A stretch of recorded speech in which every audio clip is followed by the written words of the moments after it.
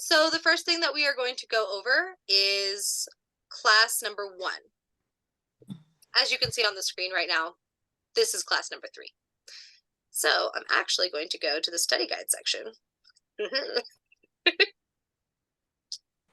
And I think that the first slideshow, nope, that's a YouTube video. Just kidding. Don't look at that. So anyway, I'm just going to talk about class number 1. So in class number 1, we discussed the different elements and how you can tell if your hand is an earth hand, an air hand, a fire hand, or a water hand. And we went over the different elements and what that means. So we're going to touch, oh, go ahead. Looking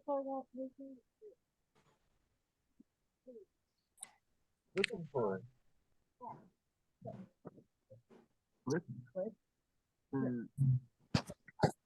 Okay. If you do have a question, please feel free to unmute yourself and totally just ask. Please feel free to interrupt me. Totally fine. And if you're wondering too, I have, it gives me a lot of anxiety to constantly watch 200 videos with my face on them. So in a lot of my classes, my camera is turned off as well. Sometimes I turn it on. It depends. But anyway, that's why my camera is off. So when we discuss earth, air, fire, and water, first of all, I'm going to ask, was anybody who is in this class today in our first palmistry class?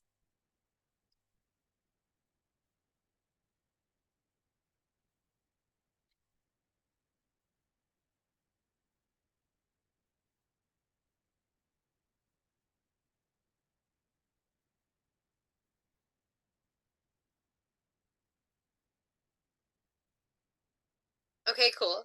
Welcome back, Andrea and Jordy. No, you did not miss much. We are just starting, so don't worry. And you're in the perfect class if you have not been to any of these classes before, because we are doing review. And for those of you who have ever taken a class with me, the first 15 minutes of this class will be extreme review, because in every single one of Alex's classes, Alex is me, we go over the elements. Which we are going to do right now. But I'm going to go over it extremely quickly. So I do want to let you guys know, if this is something you have never learned about before, I suggest going to the website, doing exactly what I'm doing right now, and looking at the elements, because it is very important for all of the classes that you are going to take to understand the 4 elements and their symbology. And I also want to let you know that, number 1, because we are in a palmistry class, and palmistry originated in India and the Middle East, we are going to be going over the symbology in the Middle East and in India for earth, air, fire, and water. Now, because culturally and metaphysically, the symbology for earth, air, fire, and water from India and the Middle East did travel across Europe.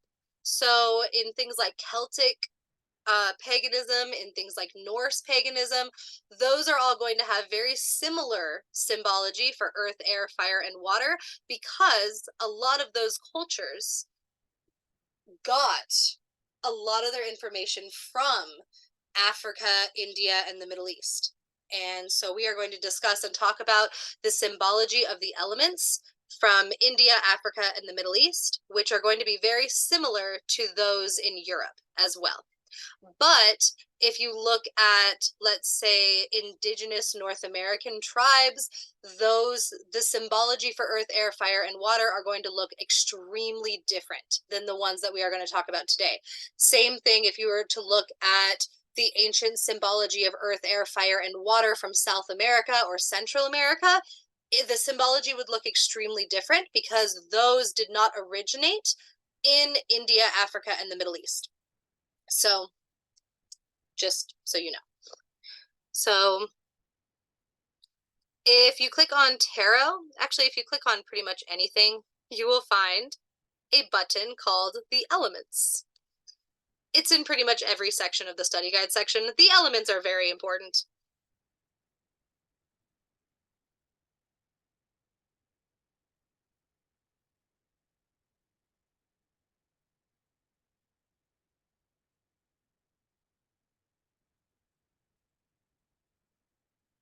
Oh, and I will definitely slow down. For those of you in the chat that are asking me to slow down, I will slow down. Because this class is review and we have a lot to go over, I'm going a little bit fast, but I will definitely slow down. The reason that I am going over what I just said very quickly is because we have extensively discussed it in classes 1 through 4, which is why I went over the history of what I was discussing a little bit quickly, because we've gone over it in all the classes so far. Anyway, so understanding the element of earth. So earth represents in African and, well, specifically North African, because Africa is an entire continent with many different countries and many different cultures and spiritualities. So we are pretty much talking about North Africa. So North Africa and India and the Middle East, these are going to be the elemental symbologies, or the elemental symbology. And that symbology is what you use in palm reading, because palm reading originated in the Middle East. It specifically originated in both India and the Middle East. They are just two separate techniques, and we are going to discuss and learn about both of them.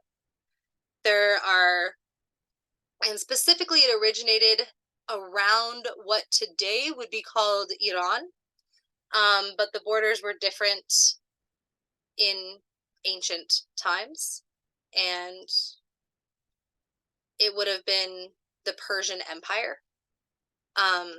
But today it would be the borders of Iran. So earth represents stability, healing, and grounding. It represents all worldly things. And when I say worldly things, I literally mean that earth is the only element that represents things that you can touch. When we talk about air, air is going to represent things that you cannot touch. So is water, and so is fire. Earth is the only element that is going to represent anything that is part of the physical world. Yes, that is going to include things like plants and flowers and trees, but that also includes your house, your car, your money, your clothes, anything, your material possessions, your dog, anything that exists on this planet that you can touch is going to be represented by earth. But it also represents the dirt, the soil, and life on this planet. It represents sentiment and sentience. It represents goals and careers and growth and roots and connection. The earth is a symbol of the trees around us and within us, the flowers blooming inside of every organism and the ones that grow all around us. When we talk about the flowers that are blooming inside of us, it is a metaphor, and that metaphor can be perceived in many different ways. Earth is a part of the web that connects all living things. So we are talking about the metaphysical symbology of earth. It is the web that connects all things. It is what makes us similar to all the things on this planet that we can touch. It is the food that sustains us and the cycle of life that we are inevitably a part of. It is life and death. It's what grounds us and reminds us of our immortality. When we talk about our immortality, I don't necessarily mean on a spiritual level. I mean the fact that the atoms that make up our body will exist always. When we die, the atoms and the particles that make up your body will not cease to exist. They will exist forever. Those things cannot be destroyed. So when I talk about our immortality, yes, you can take that as our soul. You can take that as where your soul goes when you die, but you can also take that on a scientific level of the energy and atomic structures and particles that make up the human body will never leave this universe. And not only will they never leave this universe, they were always a part of this universe. So the atoms and particles that make up your body, they were here. They were stardust. They were nebulas. They were planets. They were stars. They have always existed. And they will continue to always exist. Earth represents life, death, immortality, rebirth. And I always love to throw the quote in there, from the earth we came and to the earth we shall return. So that is what is represented by earth. So in palm reading and throughout palmistry, you are going to hear the elements mentioned many times, the symbology of the elements mentioned, whether that is because each palm and each hand and each wrist and each arm represent a different element, and also because every single line on your hand is represented by a different element as well. So when we discuss and talk about the lines on our fingers, they are going to be represented by different planets. They are going to be represented by different star systems. And each one of those planets and star systems is also going to be represented by an element.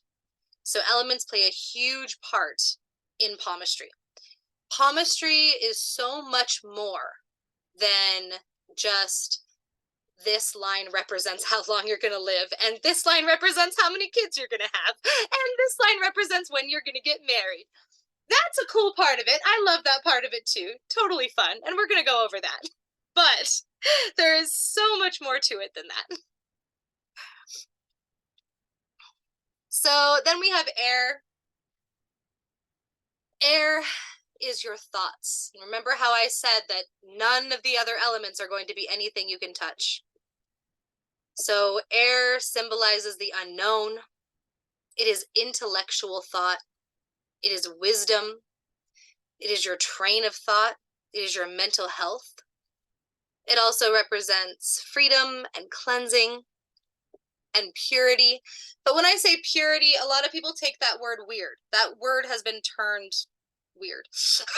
But it is literally just the feeling of letting go and feeling cleansed. And that can mean many different things to many different people and can be perceived many different ways.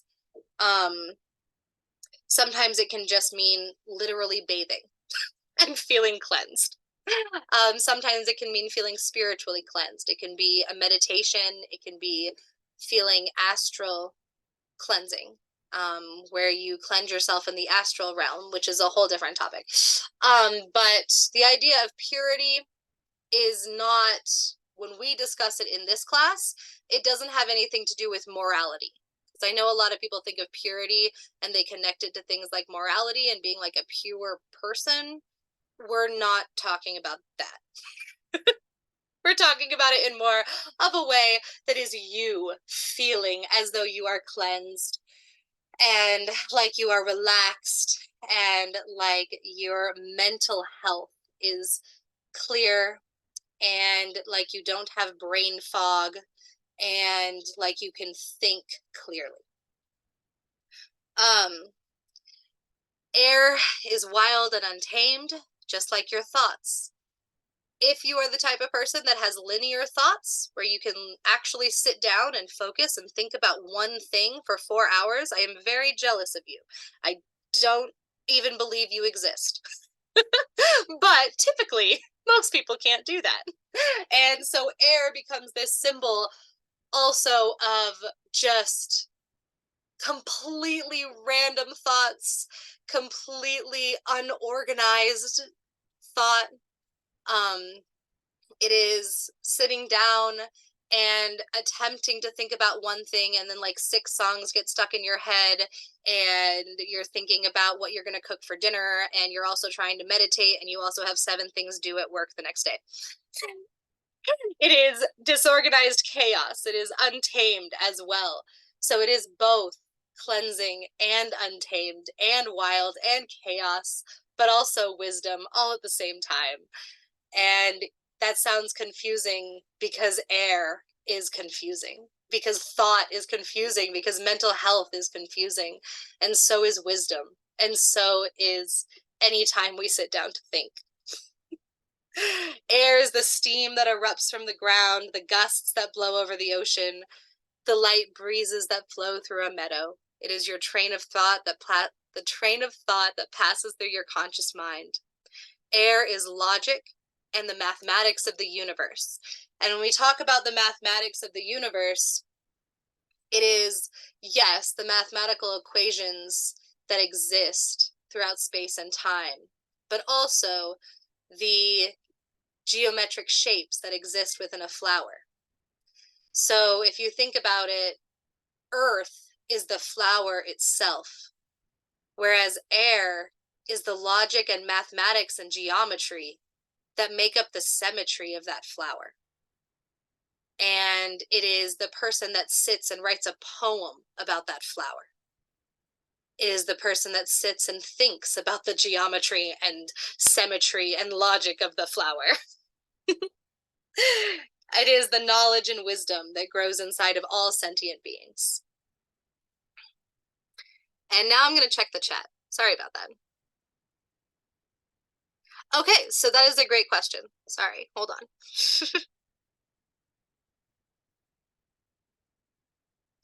Okay, cool.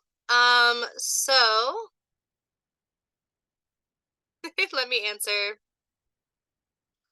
So first of all, Heather, you did send me a direct message. I don't know if you meant to do that, but it was not advertised as a first class. I am so sorry if that was the interpretation that you got. If you go back and you look at the event that was on Facebook, it does say Palmistry Class 4. Just to let you know, it does not say it's the first class. But like I said, you're at the perfect class because we're doing review, and everything we're talking about right now is class 1. And so, and then Devontate, I think that's how you say your name. I'm so sorry if I'm pronouncing it wrong, but Devontate,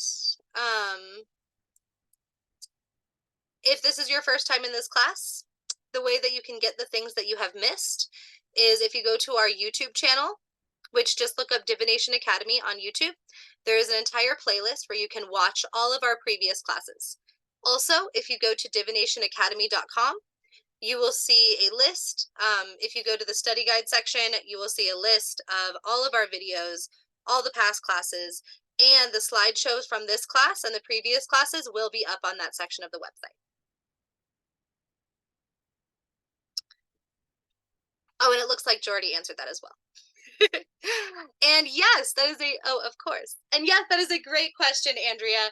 Yes, you can touch water. So remember that when we are talking about these elements, we are talking about the metaphysical symbology of these elements.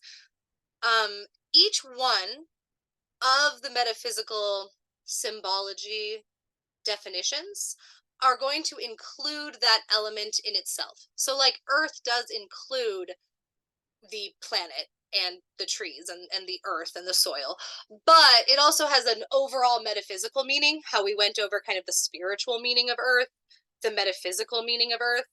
And so when I say none of the other elements are something you can touch, I mean their metaphysical symbology doesn't represent anything that can be touched.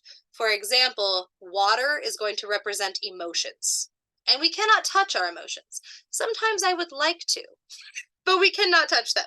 So that is what I mean when I say that these things cannot be touched, is because, yeah, we're talking about their metaphysical symbology. And water represents emotions. So I hope that answers everybody's questions. The next element is fire. Fire is action, and it is everything associated with our actions. Fire is the eruption of passion. It is destruction. And I also put rebirth in there, but remember when we talk about rebirth as an earth sign, it is the literal and actual rebirth of physical things that you can touch. So it is the idea, if you believe in reincarnation, it is the idea of reincarnation, the actual rebirth of an actual being. If that is something that you believe in. With fire, when we talk about rebirth, it is the action of rebirth. So all of the elements are going to kind of weave into each other, as I kind of showed you with that example of the flower, where earth is the flower itself, the thing you can touch, the actual flower, whereas air is the logic and symmetry and geometry of the flower. Fire is the action of that flower growing. So it is the action of rebirth. It is the action of destruction. It is the actions that you make because you're passionate.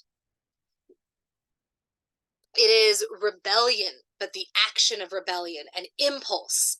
It is the spark inside of all of us that forces us to make actions.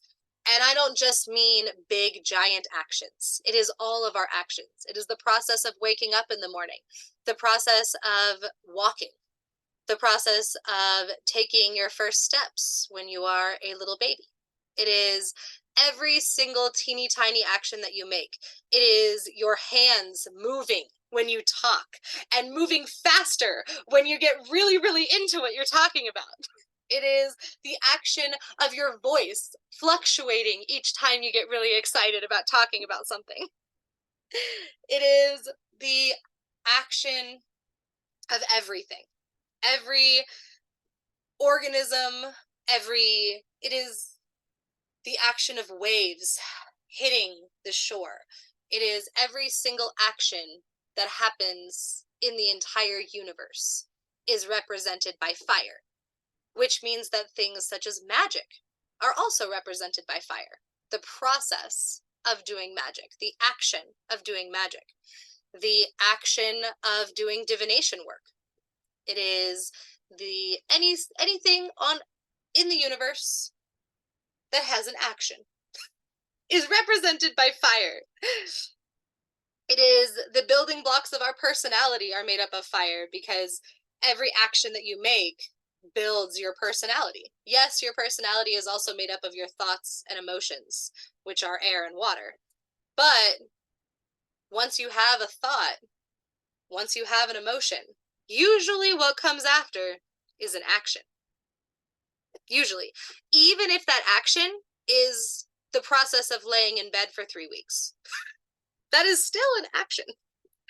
So, fire is represented by action. And then you have water. Water is emotion. It is, oh, hold on. There are questions in the chat. Oh, thank you.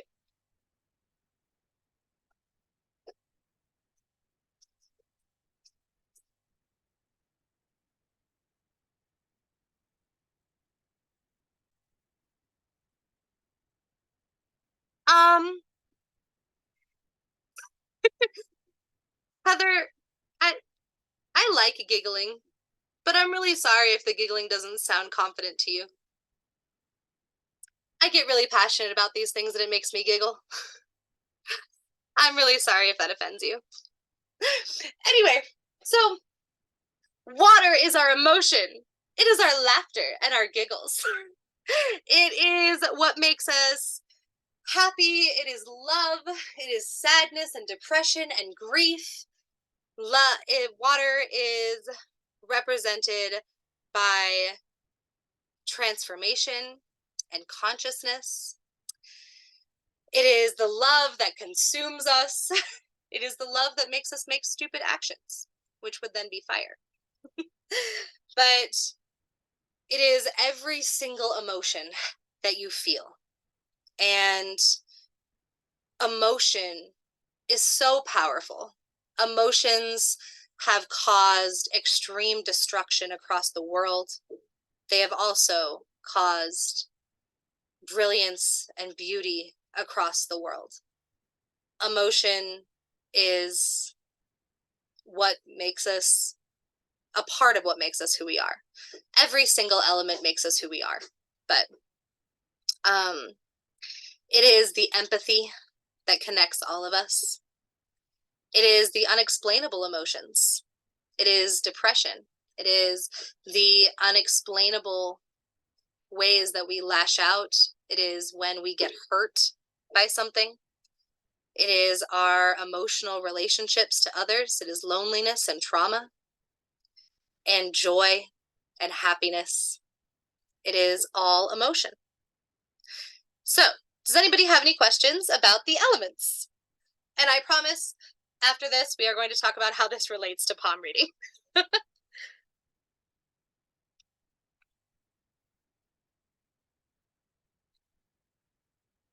Oh, I picked all of these pictures.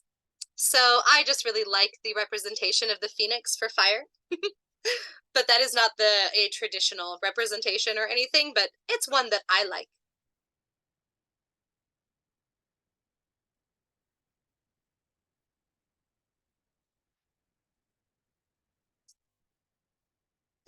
Oh, and there are two Heathers, by the way. Heather Gallimore, I was not talking to you when I said that I'm sorry if you're offended by my giggles. Anyway, hello and welcome, Heather Gallimore.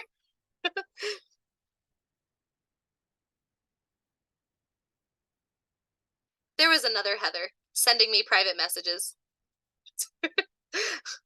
about how she didn't like my giggling.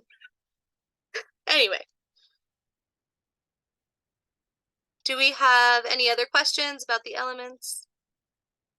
Oh, cool. I love the phoenix. The phoenix is such a beautiful representation of fire and also of all of the elements. And that is something too that I really encourage people to think about when we're thinking about the elements, is those examples that I gave of how one thing can represent all four elements. So if you take the representation of a tree, and if you know anything about mycelium, or mycelium, mycelium is the fungal network underneath the soil that communicates with the entire forest. So there's a fungal network underneath the trees that helps the trees to communicate with each other. It is so cool. If you don't know anything about the mycelium network, look it up. It is so cool. But, so if you take the representation of a tree, and the tree itself, the actual physical tree that you can touch, would represent earth. Air would, like I said, be the logic and symmetry and math that make up the geometric shapes of the tree. Fire would be the action of the tree growing. And water would be the emotions that the tree expresses through the mycelium network. Because we have studied the communications that trees have with each other through the mycelium network, and they do experience a form of emotions. It is not going to be the same thing as the neuron connections that humans have in their brain that release neurotransmitters that force us to feel emotions. But the mycelium network acts very similarly to neuron connections. And so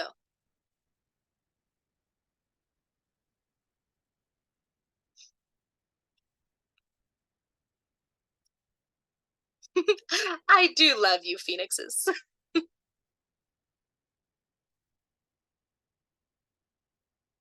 Yes, I believe we can speak to the elements, but that's why I'm discussing them on more of a metaphysical level. But I think that both, Yes, I think that we can sit and talk to a tree. And I do think that we can communicate with the elements using not only magic, but just in a very literal sense. So the short answer is yes. um and yes, we can make the elements work for us. That is I teach a lot of classes on the elements. We go deep into that. I would suggest going to the YouTube and watching some of the classes that I teach on the elements, because I do go into how we can do that. But I want to make sure that in this class I focus on tarot, or wow. I want to make sure that in this class I focus on palm reading. I also teach classes on tarot. But so we're not going to go in to having the elements work with you and work for you and how to perform magic with the elements, but we do go over that in other classes.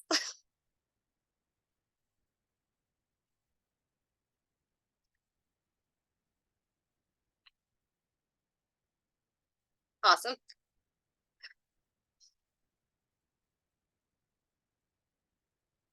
There is. I don't know which documentary that you're talking about on Netflix about the communication of trees, but there and there are so many great documentaries about the communication of trees. But one of my favorites is called Fantastic Fungi, and they talk about the mycelium network and the communication between trees through fungus. And it is the coolest thing. So cool.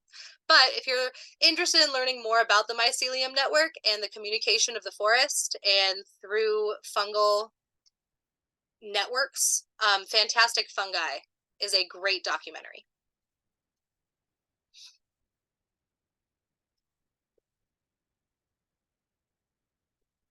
So cool. Okay.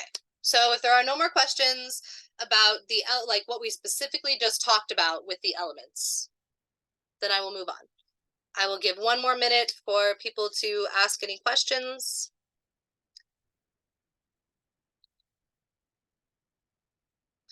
And I'm going to bring up a picture for all of you really quick so that we can discuss the next review topic.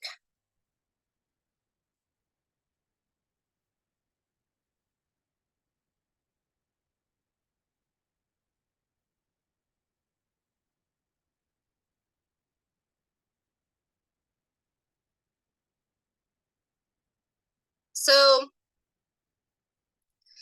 this is a pretty commonly known thing within palm reading, so it is pretty easy to look up. A lot of what we discuss and talk about is not very easy to look up. I learned a lot of it from private mentors and reading a million books. And my family is my parents were born in Lebanon and Syria, and this was something that they learned growing up. It was kind of part of the culture. So that is where I learned. It's part of my culture. But, okay, so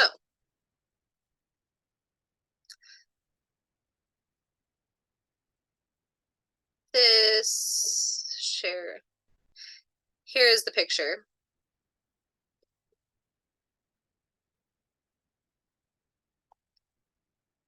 Yes, my tarot classes are all on the YouTube channel.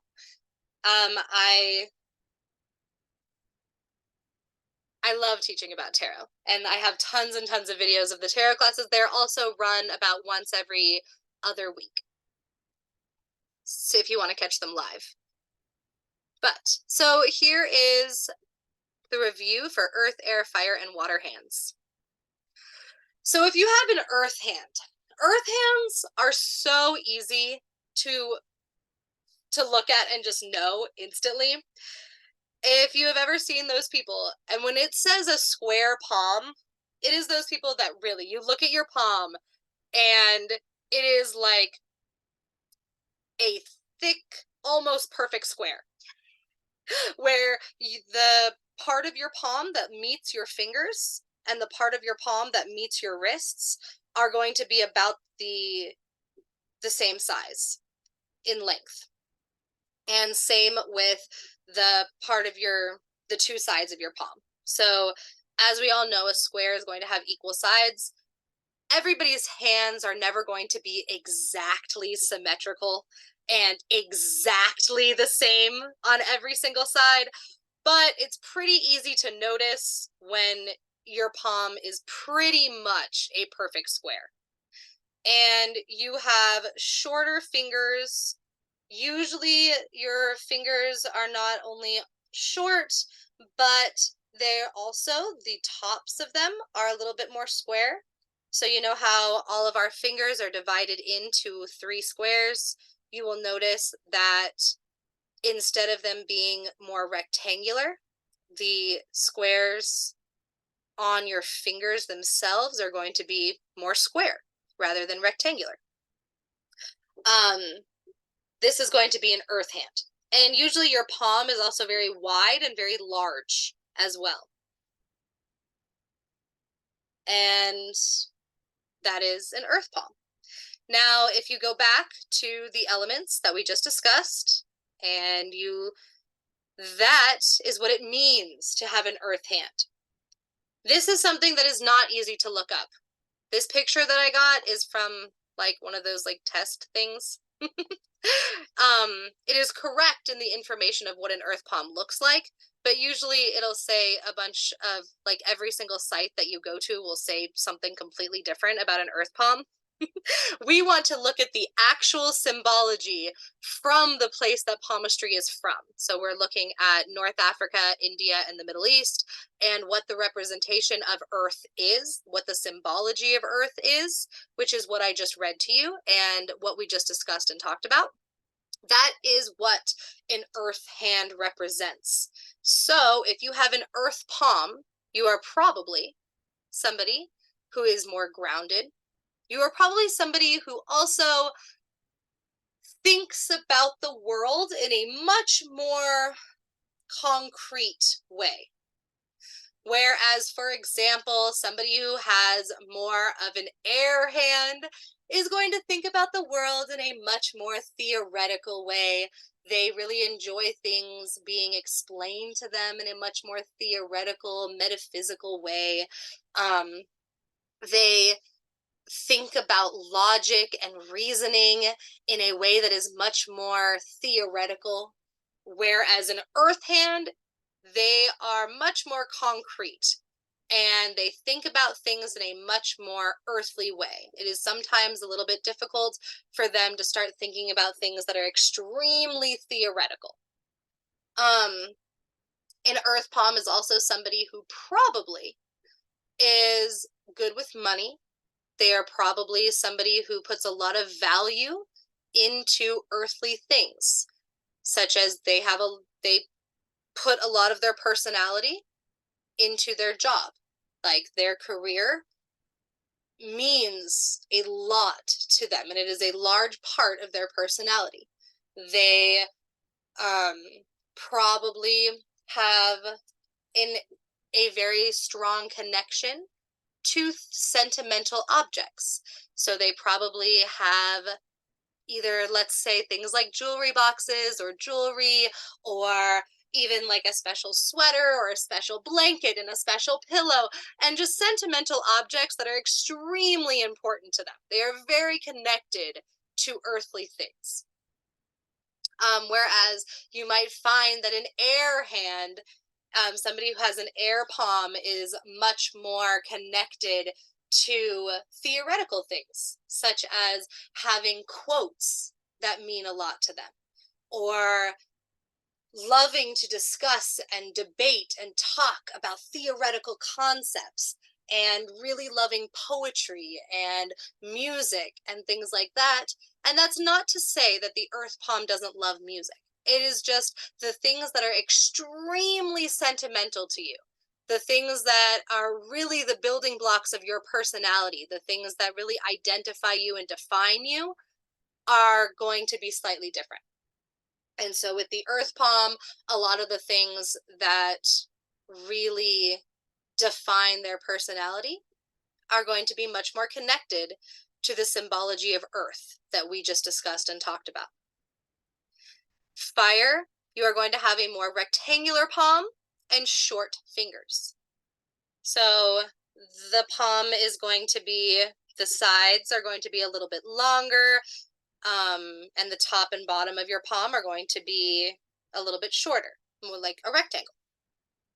And you're going to have shorter fingers. I have a fire palm. And yeah, you can tell. I have very short fingers. Very. I have very short little stubby fingers. And my palm is rectangular. And it should be pretty easy to tell when you look at your hand. These things kind of,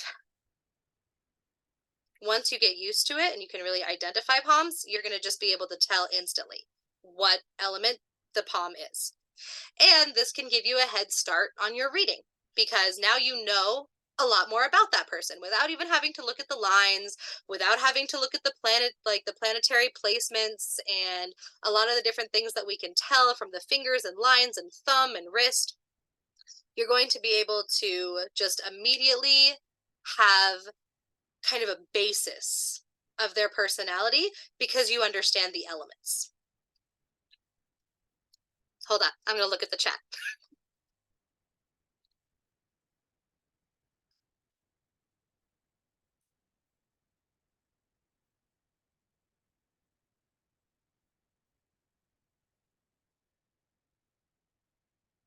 Yes. Okay, that is such a great, what is your name? Silvana? Silvana, that is an incredible way to describe that. Yes. I love how you said that. Exactly. That's a beautiful way of putting it.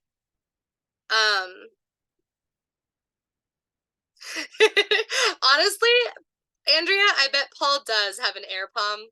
We should look at Paul's hand. See, because I totally bet he does. Okay, so Christy, yes. So some people, that is a great question. Some people, you will look at their palm and it is just, you really, really can't tell if it's a mix between two.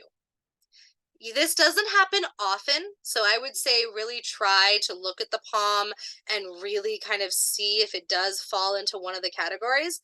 But there is more rare palms that really are represented by two. And the most common is going to be an air water hand. Because what will typically end up happening is you'll have a palm that you just really, you can't really tell whether it is rectangular or square. It's like short like a square and really thick, but also kind of rectangular, but they have these extremely long fingers. And then you kind of get this like air water hand. But yes, there can be combinations of the two. I have seen fire, air, earth, water, all kinds. So yes, the answer to your question is yes.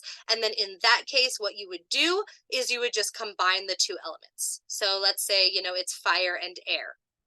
Then you would combine the two. So if it was fire, this is going to be somebody who is extremely impulsive, who is probably extremely disorganized, probably is always wanting to do 5 billion things at once, is extremely talkative, loves to go on adventures, probably gets burnt out extremely quickly. So they want to do 5 million things, but after they've done two, they get burnt out and they need to take a rest.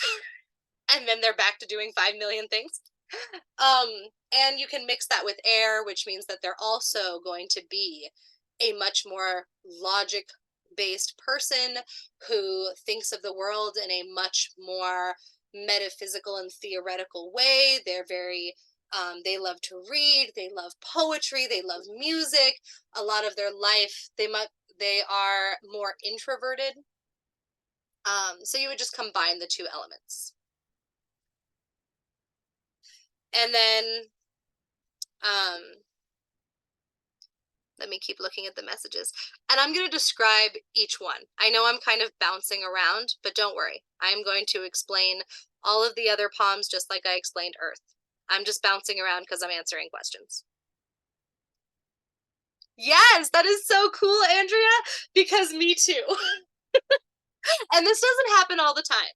Just because, let's say, somebody has a fire hand, that does not necessarily mean that their zodiac sign or their planetary signs or their rising sign or things like that are going to be tied to the element of their palm.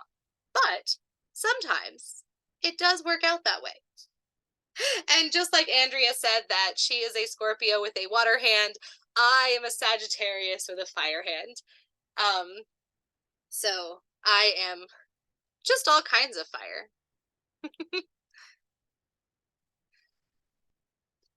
So we went over the earth hand. Now we're going to move on to the air hand. So air is represented by that exact same square palm that you're going to see in earth. And these are so easy to identify, guys. If you are looking at your hand and you're like, I'm not sure if it's a square, it's probably not a square. It's probably a rectangle. I'm telling you. When you see the square hands, you will know. You will know your palm is a square. It's a square. So if you're debating whether or not your palm is a square, it's probably a rectangle. But so you will see the square palm with really, really long fingers. You just know those people that just have those like beautiful piano fingers. That is your air hand. And these people, like we said, and I've already talked about, they see the world in a much more theoretical way. It's not always, but it does tend to be that air palms are very good at math. Now, I've been debated on this many times because I have so many friends with air palms, and they're like, Alex, I suck at math. Math is a big concept. I'm not saying necessarily that you're like amazing at linear algebra or calculus, but that when you see mathematical concepts, that your brain is able to understand the theoretical standpoint of them. I don't know if any of you have ever tried to teach a child math before, but it is so difficult to try and explain this concept of two of nothing. What is 2 plus 2? And it's like, 2 what? It is theoretical. There's 2 nothings plus 2 nothings equal how many nothings? It is a theoretical concept. And when you try and teach it to like a 4-year-old, you really have to step back. That's why we have word problems and we say 2 apples. And then, you add 2 more apples. And that is because grasping theoretical concepts is really difficult at first. But an air palm, people who are very connected to their air signs and to people who have air palms tend to just be able to really grasp this idea of theoretical concepts. So it might not be, that you're a star at algebra, but that you can see theoretical math, theoretical logic, theoretical geometry, and you just get it. You understand the concept of theoretical space and time. And not everybody can do that. It is hard for me sometimes when I'm looking at math to understand theoretical concepts. That becomes very difficult for me. And so air is very good at understanding theoretical concepts. And not having to tie an object to it. And like I said before, they probably love to read, they probably love to write, or one of the above. They probably love music. They might even be a musician. They might even be, somebody who plays an instrument.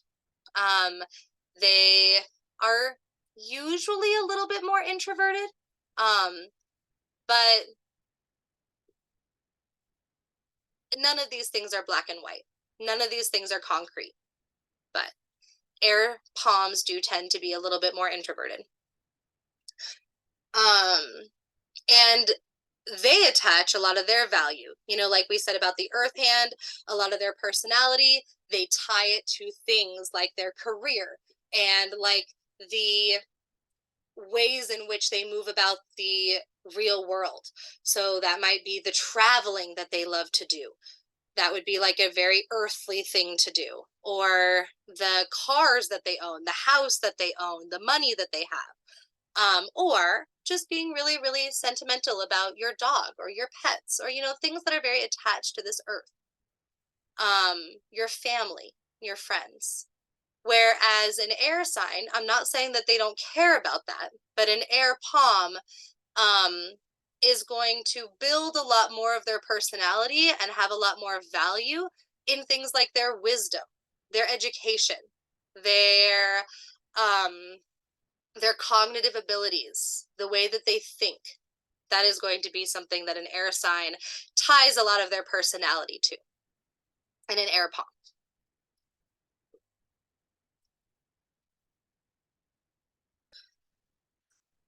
Okay. Before I start fire, does anybody have any questions?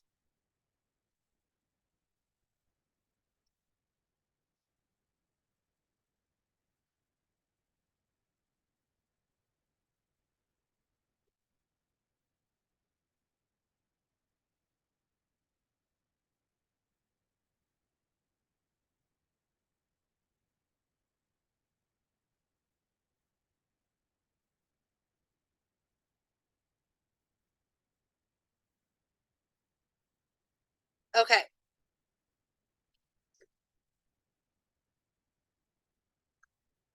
So the next one is fire. Fire, you are going to see that more rectangular palm and short fingers. And fire, which I already kind of talked about, they are going to be very disorganized. They are going to want to do 5 million things. They're probably not always the leader in everything, but they think they are. They think they're the leader of all the things. And they are probably somebody who loves to start huge, gigantic, big projects. They are somebody who is always saying, I'm busy and I'm doing too many things, but they probably don't actually get a lot of those things done. Um, Fire, even though it does represent action, so of course they are somebody who is very active and they do a lot of things. We always have to think about this in a human perspective.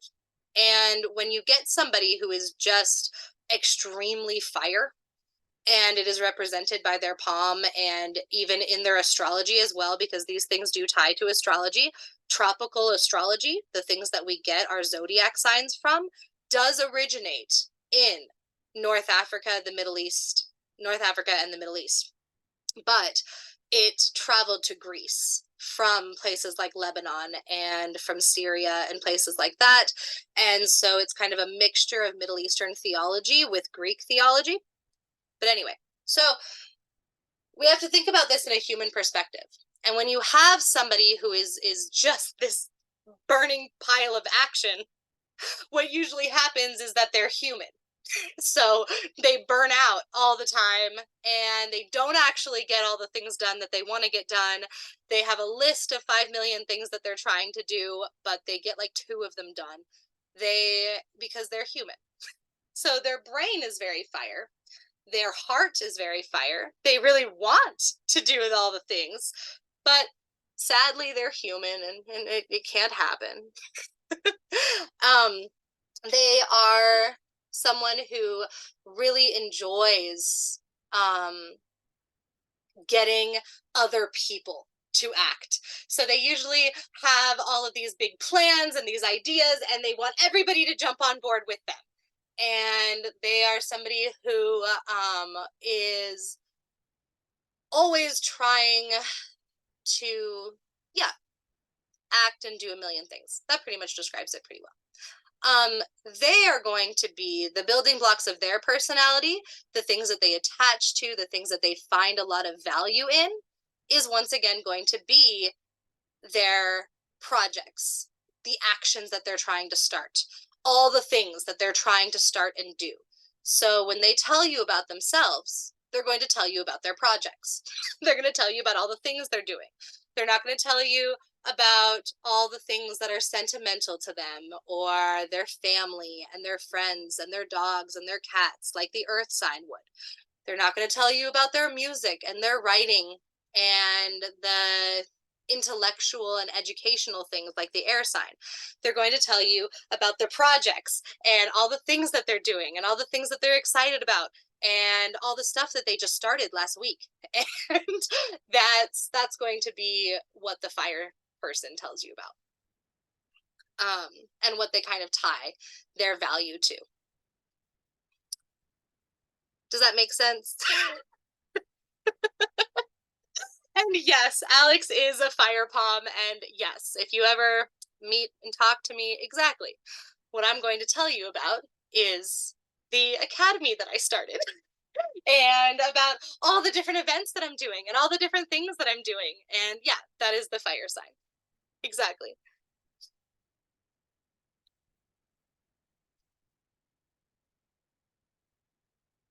Yep. I'm sure a lot of you know people like this. And yeah, I bet you if you look at your friend's palm, Christy, she probably has a fire sign. Or she probably has a fire palm.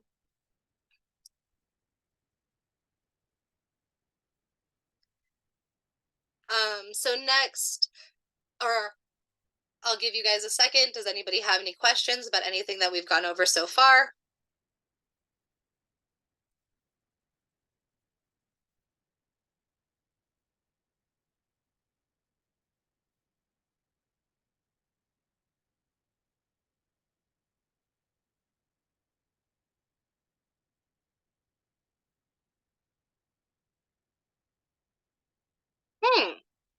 See, now that's such a wonderful question and such a beautiful thing to bring into this.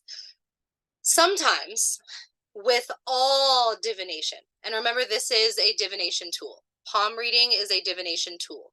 Just like tarot reading, just like runes reading, just like scrying, just like crystal reading, it's a divination tool.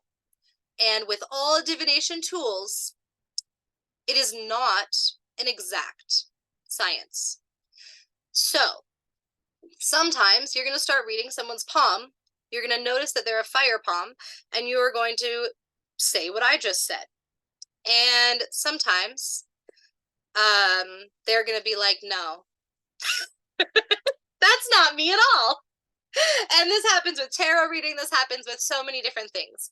And sometimes it just so happens that you were born with a palm that doesn't necessarily represent your element. And that happens.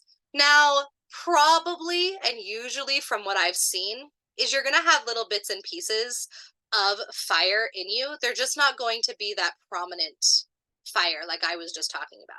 So it might be that you don't like to start a lot of things, but the things you have started, the things that you do, you are extremely passionate about. And you love to talk about them. And you are extremely dedicated to the things that you have started. And that you are usually the leader of things. That is another huge fire, that you are usually the leader. And it just naturally happens. It's not that, well, okay, sometimes it is that the fire sign is just bossy. That does happen. But usually it's more of just naturally, everybody just kind of looks to you as the leader. And you just kind of fall into leadership positions without necessarily even really wanting them. It just kind of happens. But sometimes you're also a little bossy. That too.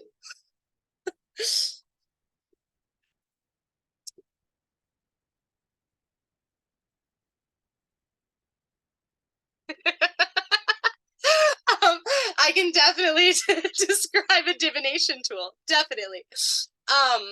So a divination tool is any tool used within a magical practice that helps to define someone's personality, someone's past, present, or future, or communicate with an entity that does not exist on this dimensional plane, such as communicating with spirits, such as communicating with ancestors, such as communicating with the Fae, communicating with the Jinn, communicating with dragons.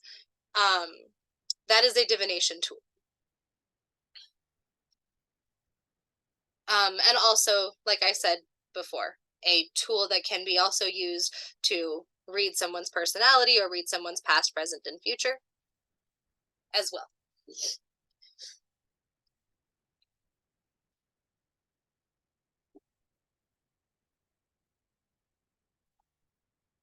Or to read anything about a person.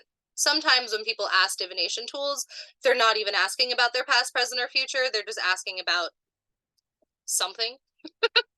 So it can be a tool used to answer questions about a person's past, present, or future or personality, but also just about anything to do with their lives as well.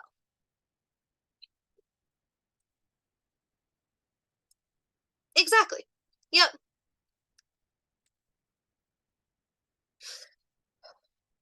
So then, um, does anybody, if nobody has any more questions, please feel free to continue to ask questions in the chat, even if I've already moved on. I will get to them. So, water. Water, we're looking at that rectangular palm and the really long fingers.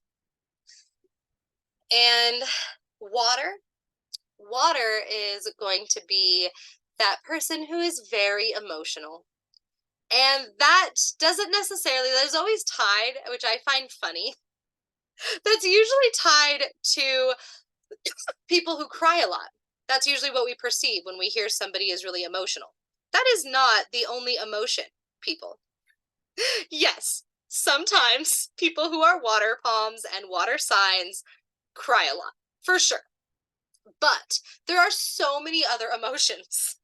This can be somebody who, when they express joy, they are the happiest, most giddy, excited person ever. And it's just, it makes you excited. And it makes every single person in the room excited. And it makes everybody laugh. And it makes everybody feel joy. It can be the person who gets extremely angry. And they are, when they're angry, it's scary. It can be the person who is um, extremely sad, like I said, who cries a lot. This is the person who, their emotions lie on their sleeve. They are just very emotional. But that doesn't always have to mean that they're sad or angry. It can also be a lot of beautiful, happy emotions. It can be the wide range and spectrum of emotions. They are just somebody who expresses themselves emotionally in such a beautiful and intense way. And sometimes it's not so beautiful, just like all of the other sides.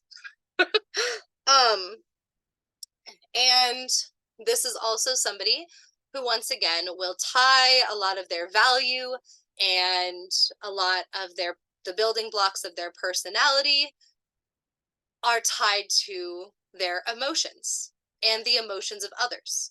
These people are usually extremely empathetic. So if everybody in the room is really angry, the person with a water palm is probably going to be really angry. Unless sometimes there are, of course, people who have worked a lot on their empathy and on building boundaries and making sure that they don't just like soak up all of the energy and all of the emotions that exist in the room. But that's really hard. And, um, this is somebody who, when you ask them how they're doing or you ask them about their life, they're probably going to describe to you a bunch of things that made them happy that day, or a bunch of things that made them sad, or this coworker that made them angry, or let me tell you all of this drama and spill the tea about all this shit that happened today. That is this person. And they, whenever you ask them about themselves, like we kind of talked about with all the other signs, they're always going to relate it back to the way that it made them feel and their feelings. And they also are usually somebody who really loves to discuss other people's feelings, how they really want to know when they ask you how you're feeling, it is a very genuine question. They actually want to know how you're doing and how you're feeling. They are probably very sensitive to your emotions. If you are slightly off that day, they're going to feel all anxious and worried and be like, "What's wrong? Why are you so sad? Why are you acting different? What's going on?" And they just tend to be very focused on emotion. And yes, exactly. They definitely tend to overshare, which I love. And I also think too that a lot of the elements, there are little things that go together very well. And I think it's such a cute relationship that fire palms have with water palms, because the water palm loves the extreme passion and excitement that the fire person has, and how they just keep talking and talking and talking, because the water person also is going to overshare and is going to overtalk and is going to overspeak about their emotions and want to talk about their day and want to talk about Becky at the office who hurt their feelings. And the fire palm is going to want to do the same. Except for they're going to go about it a little bit differently. They're going to talk about um, the things that happened at work, but they're going to be much more focused on the projects and all the things that they have to do and all the stuff they haven't gotten done yet, and how stressful it is and how overwhelmed they are.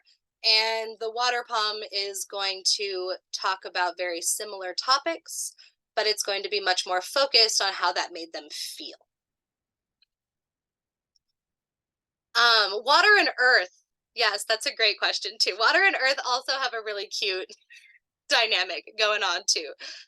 Because earth is going to help to ground water. And I don't mean that, yes, that can be in a very metaphysical, spiritual way, but also just in a very literal sense, that the earth sign is going to make tea and is going to make food and is going to feed you and take care of you and is going to um give you this love and support that comes from material things. And I think sometimes when people think about material things, they get so caught up in this idea of being materialistic. And that's not the case.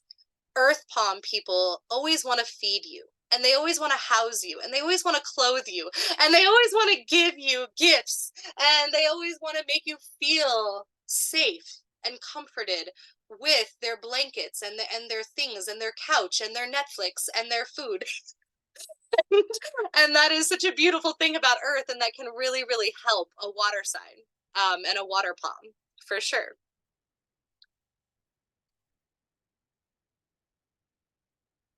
I'm reading through the chat. One second.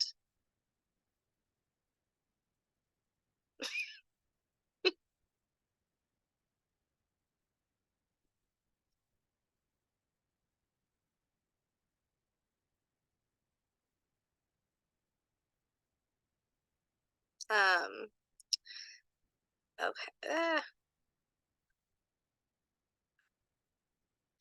Yes. Oh my gosh. Okay.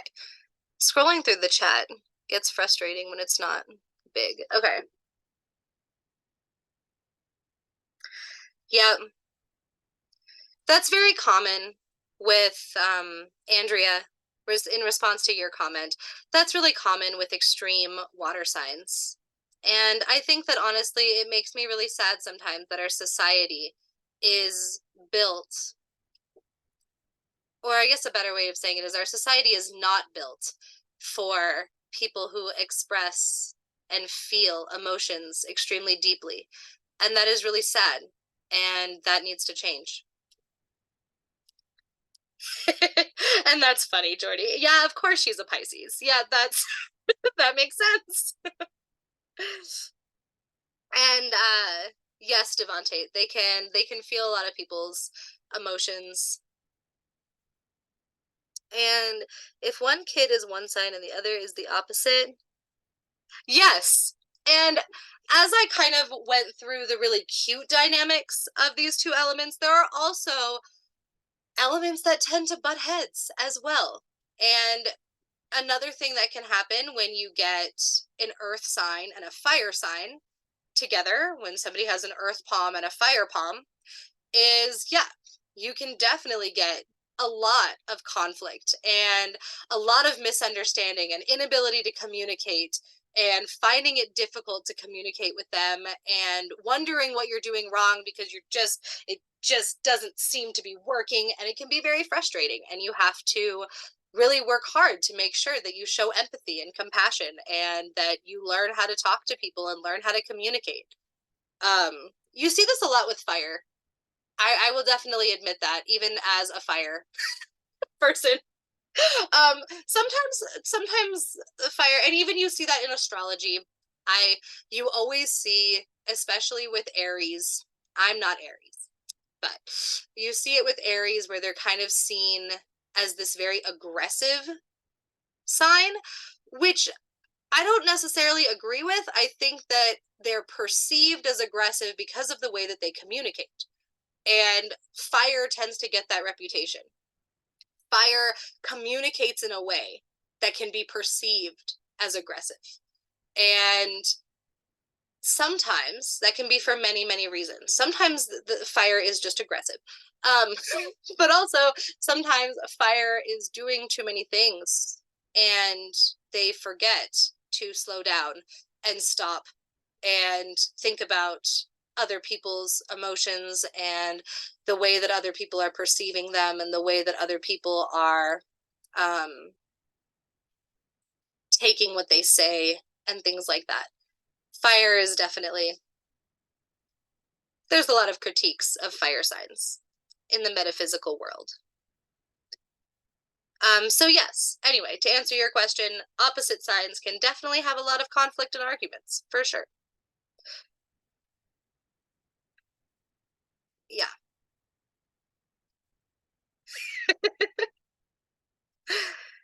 Yeah, in my house, I'm the only fire surrounded by a sea of water. It's so fun. But yes. So, um anyway, so if there are no questions about that, we are going to move on from this. And we are going to go to a completely different subject because remember, today is review. So if you go on the YouTube channel and you go to class number 1, the entire class will be about this. So if you would like to learn more about this and this is very interesting to you, go to class 1. That's what it's about.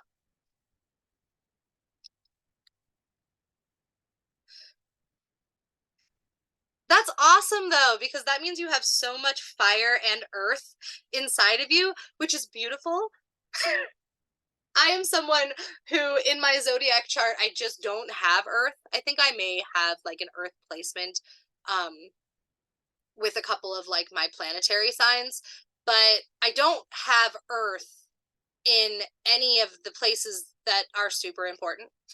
And I always wished that I could just have a little bit of earth to slightly ground the mess that is happening. So, earth and fire to have within yourself is a really beautiful combination. It means that maybe you're actually able to finish the projects that you start because you have this ability to ground yourself and this ability to focus and to really have determination and to be stubborn and to really stick to what you're doing and to also be good with money and to be good with family and friends and things like that. Not that fire signs are not. Remember, I am just making big sweeping statements about elements as a whole. I am not saying that fire people are not good with family and friends. I am saying that earth people are a little bit better. And that sometimes fire people get into a little bit more conflict. And so it's very cool to have a lot of earth and fire in you.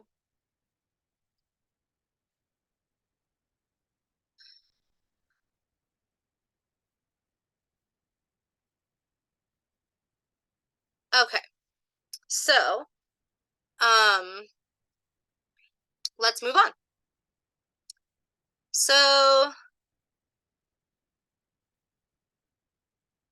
this is class number 3.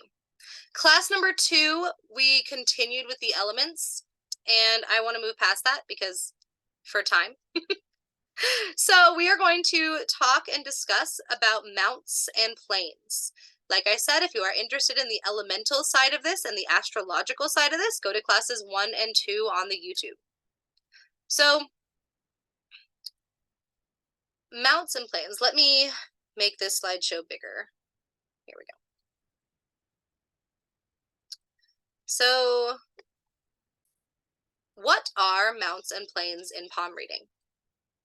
So after you've identified the hand type, like we just described, begin observing the palm's natural topography. Fleshy areas are called mounts and planes, and they are related to different life themes. The classic mounts correspond with the 7 classical planets within astrology: the sun, the moon, Mercury, Venus. Hold on, I have to move this. Here we go. Anyway, Mercury, Venus, Mars, Jupiter, and Saturn. Rounded, slightly elevated mounts reveal attributes that are balanced and well proportioned, while sunken mounts expose an individual's blind spots or underdeveloped qualities. Lastly, extremely prominent mounts reveal dominant characteristics that may be exaggerated or overemphasized. Don't worry, there will be pictures. I know you don't quite grasp it yet. There will be pictures. 1 second. So, how to identify mounts and planes on the palm. So these are your mounts and planes. So directly underneath your pointer finger, you have Jupiter. Then you have Saturn, and then you have Apollo, and which is the sun. And then you have Mercury and outer Mars and the moon. You have the plane of Mars, and then you have Venus, and then you have inner Mars. So if we go back to the picture, and we're going to discuss and talk about Jupiter. So I'm going to show you once again. Remember, we are discussing and talking about this fleshy section. And the best way to do this, honestly, if you have the type of palm where this is extremely obvious just by looking at the palm, then that's awesome. If you don't, you can feel. So if you feel directly under your index finger, or directly under your index finger, you will feel the fleshy blob. That is your Jupiter. Yes, this picture and this slideshow will be up on the website. I honestly thought it already was. I thought I put it there. I didn't. This will be up on the website like by this weekend, I promise. So yes, you will have a PDF of the mounts and planes and this picture. You will have this entire slideshow to access on the website in the palmistry section. So if we talk about our Jupiter, Jupiter is the thinking person's planet. As the guardian of the abstract mind, this planet rules higher learning. So you guys can kind of read the slide. I'm just going to talk about it. But this formulates our ideology in the more intellectual, it describes the more intellectual side of things about us. And it describes our ideology, the way that we think, the way that we process the world, the way that we perceive things. It also rules over religion and philosophy. So this is the way that we process our spirituality. This is our philosophy. This is the way that we search for answers. And this also rules over our ethical and moral values. So this truly encompasses all of your ideology. So how you process, your morals, your values, your ethics. This is who you are as a spiritual philosophical person. And also how you act as an intellectual as well, but it's much more focused on the intellectual way that you process philosophy. We are going to talk about other mounts that really, really hone in on things like education and wisdom in a much more logic sense. Jupiter is a much more philosophical, metaphysical, religious, and spiritual mount, as well as moral and ethics, which a lot of people's morals and ethics are tied to their spirituality. But if your morals and ethics are not tied to your spirituality, where like mine are not tied to my spirituality, then this encompasses all of that as well.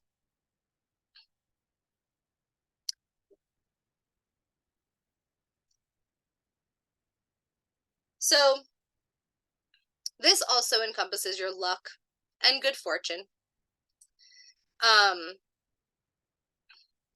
So you can read the slide as well, but I'm just going to talk about it. So this kind of lets us know whether we are following morals and values that we think are important. So remember that all people are different, and this includes palm reading. So this includes palm reading. This is also thought about when we palm read and when we give people palm readings. Within paganism and within divination in itself and divination tools, there is no objective morality. There is no good and bad. You are not reading whether or not this person is a good person or a bad person. That is not what you're doing. You are not trying to figure out if they're a spiritual person or a non-spiritual person, or if, there is no black and white. What you are looking at is do they follow the morals and values that they find important? Do they follow the ethics that they believe in?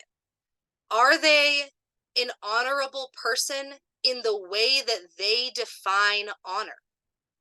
Are they on the right path in terms of what they would define as the right path? It doesn't matter what you think is ethical. It doesn't matter what you think is moral and what you think the right path is or what you think is successful. You as the reader are just the reader. You do not get to decide what is moral or what is ethical. What you are reading is whether or not they are following their own ethics, their own values, and whether they are honorable in their eyes. Does that make sense? Okay. And once again, when this talks about laziness, it is laziness in their eyes. Also, I need to get rid of that part of it. By the way, I give you the sources at the end of this slideshow, and I got some of these quotes from one of my favorite books that was written by somebody in Lebanon who I think is amazing, and this is part of their culture and their heritage, but they link weight gain with negative things, and I think that's really stupid and bad, so please disregard that. I forgot to erase that. This was copied from a book, just this exact section. A lot of this is just me rambling. I typed most of this, but I did copy and paste some quotes from a book, and I sourced the book and give you the sources at the end. But that is a bad quote. Disregard that. Not true. Anyway. So, now we are going to discuss and talk about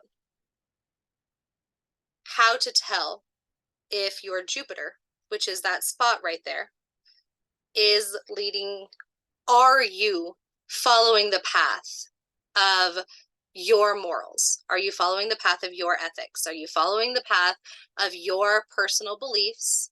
Are you adhering to your what you think is honorable, and what you think is a good ideology. So it also discusses and talks about wealth. Once again, you can read the slide, but so located at the base of the index finger, what does it mean in a palm reading? How do we read this? Now that we've just discussed everything that Jupiter stands for, what it means, and what it is. So it is, I already said all of that.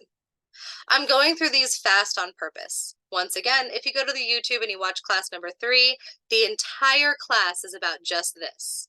I am going fast and skipping slides on purpose. This is just review. Anyway, okay. So that one specifically. So let's go back. Back. Stop sharing. Okay, we're gonna go backwards real quick. So back. Let me get my train of thought. So everybody go to your palm. Now that we've discussed what Jupiter is and what Jupiter means and what it stands for and all of the things, go and feel that part on your palm. If it is poofy, like, and it sticks out of your palm, like when you touch it, it is a mount, like you can tell that it poofs out a little bit. It is raised higher than the center of your palm, then that means that you are following what you think is ethical, that you are following what you think is moral, that you are adhering to your spiritual beliefs, that you are somebody who thinks of yourself as a good person, and that you think of yourself as an ethical person, and that you are adhering to that. And also that you are probably a little bit of a spiritual person, and that you're probably a little bit lucky, and that you've probably been successful in a way that matters to you. This doesn't mean, oh, you're successful and you have a lot of money and wealth. It means that you are successful in a way that means success to you. So now I'm going to go to the chat, and I see that there are a whole bunch of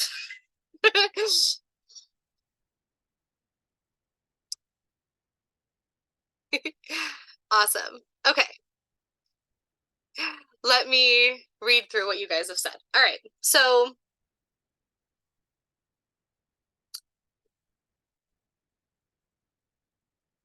okay.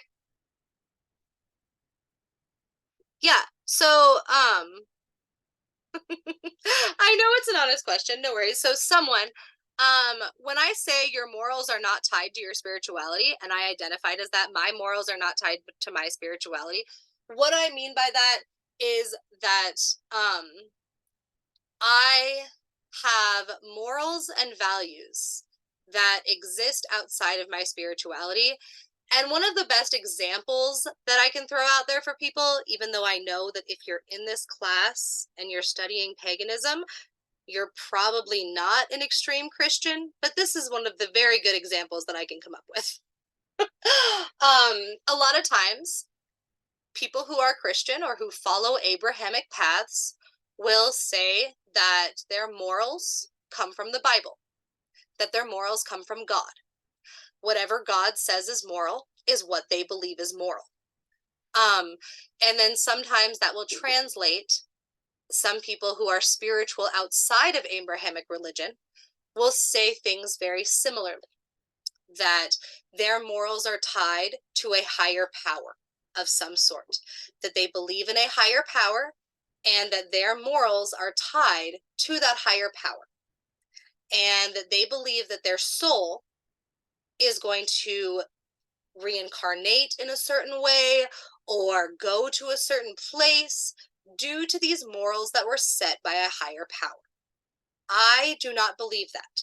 My morals are not tied to a higher power. My ethics are not tied to a higher power. And I do not believe that my soul is going to go to a specific place or do a certain thing based on morals and ethics that I have as a human being. I hope that helps, and I hope that makes sense.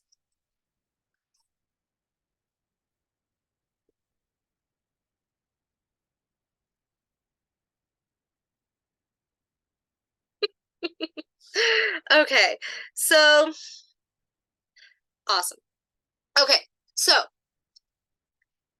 everybody go and feel your Jupiter right underneath your index finger. If it extends and it is poofy and it extends further out than the middle of your palm, then you are somebody with a very strong Jupiter. And we read about Jupiter.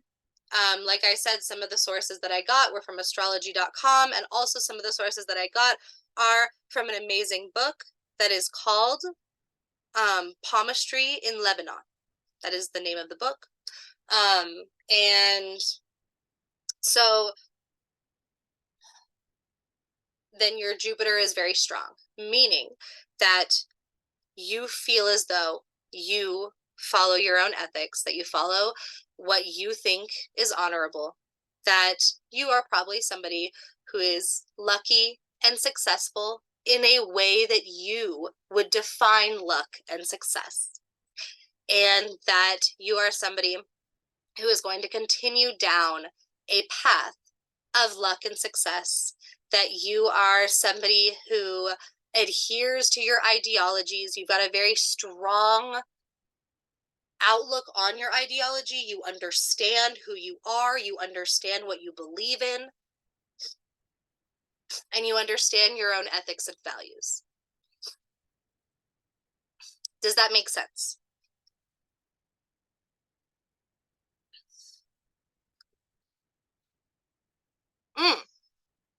That is a great question. Oh my gosh, I forgot to mention that. Thank you. Such a great question. Thank you. Hold on. What is your name? Seal? C-I-L? Seal? Anyway, thank you so much for that question. It is not the left hand. It is your dominant hand. So make sure to look at your dominant hand. Some of the pictures that I have been using are of the left hand. You need to use your dominant hand. Now, we will discuss and talk about in other classes what your non-dominant hand means and what it stands for, because it stands for a whole bunch of other stuff and it's very cool. But for now, we are focusing on your dominant hand. Thank you for bringing that up. My bad.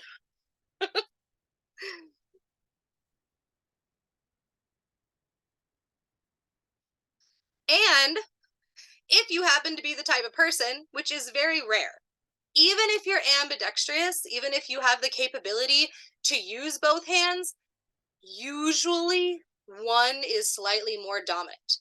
If you happen to be one of those rare people who do not have a dominant hand, and literally both of them are just as dominant, then you can use either one.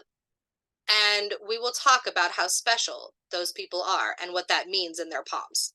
But if you happen to be that rare type of person, pick your favorite hand. Pick the hand that speaks to you. But normally most people will have a hand that is at least slightly more dominant and used slightly more often.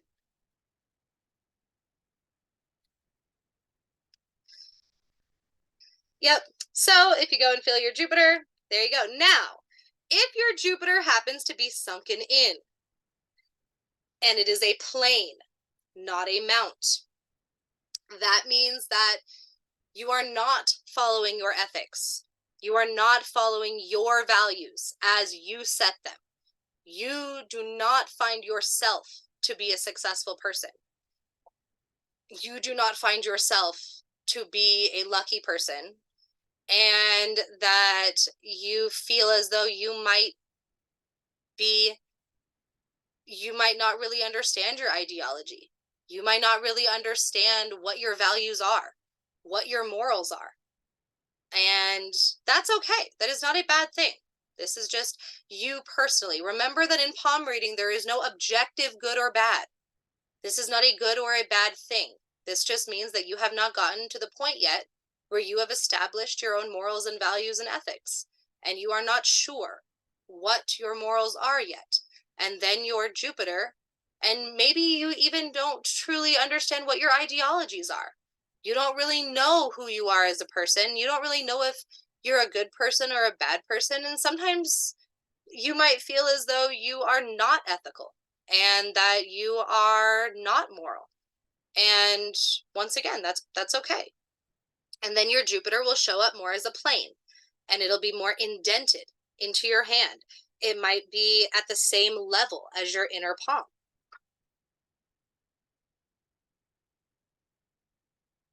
Yes, I can show the slide again. My slides are not up. I stopped sharing. Let me pull the slide up again. Here you go.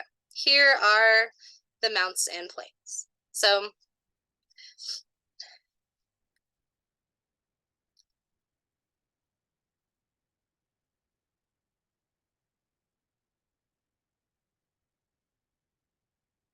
sorry.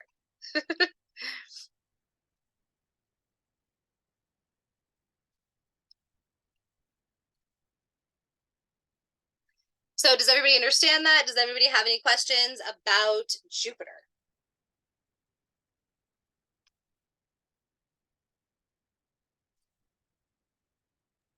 I assume that the nail polish is black. It looks very nice. Doesn't it? I really liked this picture.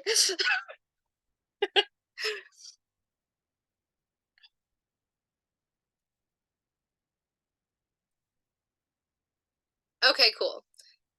So if you do have questions, please feel free to put them in the chat, even if I have moved on. I will go back and answer, I promise.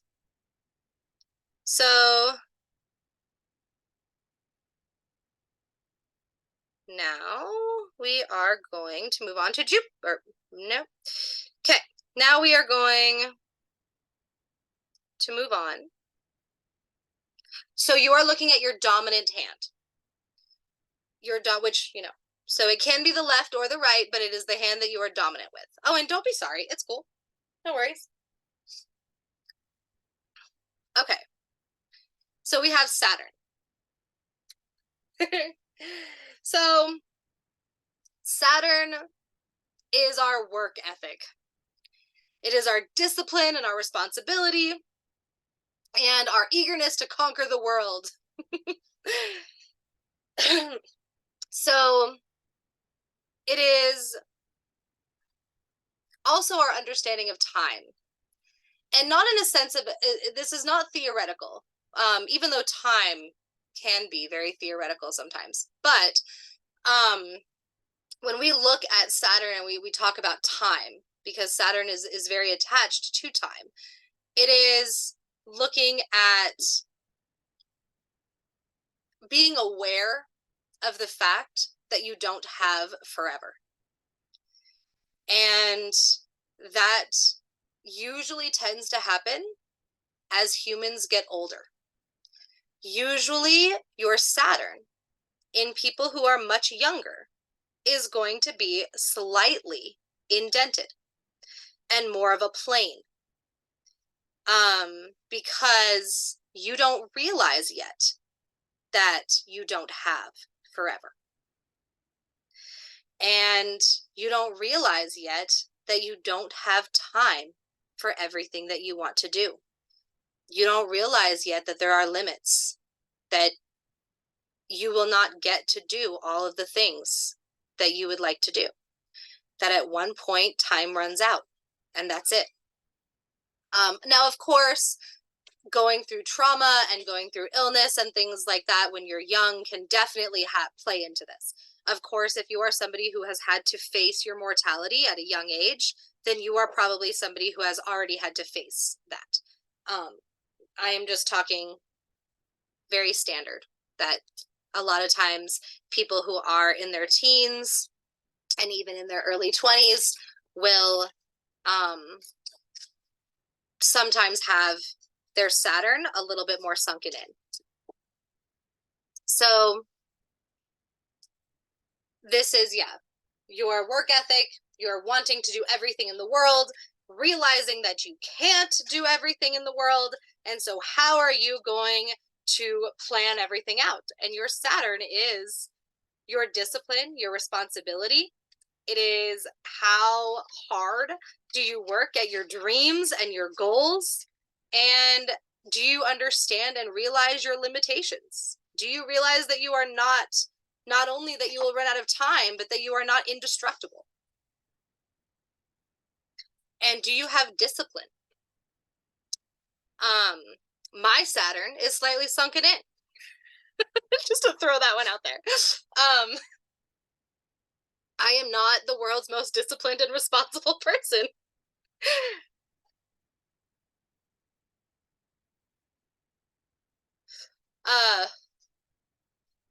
It also represents too the lessons that we learn as we grow wise and get older.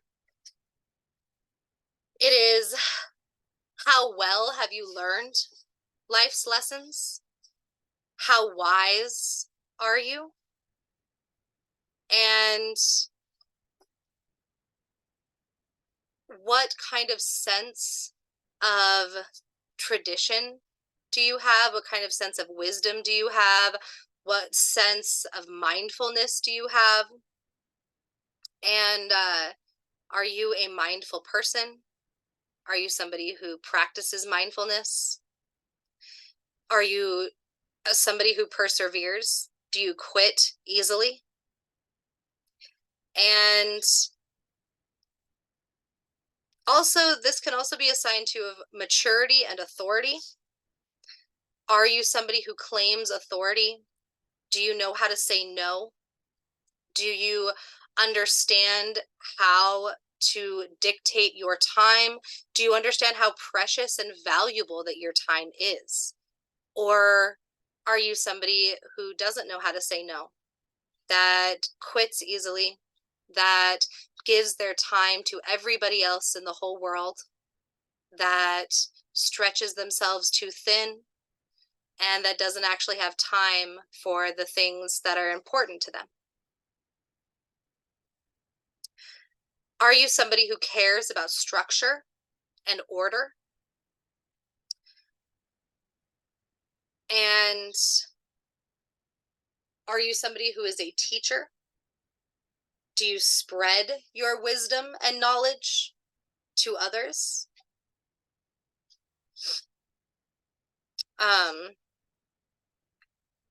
Yes. So if you look at your hand, and we will go back to the picture now so that you guys can all see. Your Saturn is here directly under your middle finger. And you really want to look at how much it extends out when you touch it. How fleshy is it? Is it fleshy? Is it mostly bone? Is it sunken in? And if it is sunken in slightly, if it is bone and not fleshy at all, and if it has a little plane to it, so if it's a little bit more, yeah, sunken in, or if it's extremely poofy and extended out. If it's extremely poofy and extended out, then you are somebody who understands time. You are somebody who is very wise. You are somebody who perseveres, who doesn't quit, who understands how to set boundaries, who understands how to say no, who understands how important and valuable your time is. You are somebody who understands that you are not indestructible. You are somebody who understands that you are mortal, that you don't have all the time in the world. You are somebody who understands how to complete goals, how to be organized, how to persevere, and how to stick to a plan. And you are somebody who probably tends to teach others, tends to spread their knowledge and wisdom. And if it is sunken in, then you probably struggle with a lot of those things. And now I'm going to read the chat. Hold on. Okay.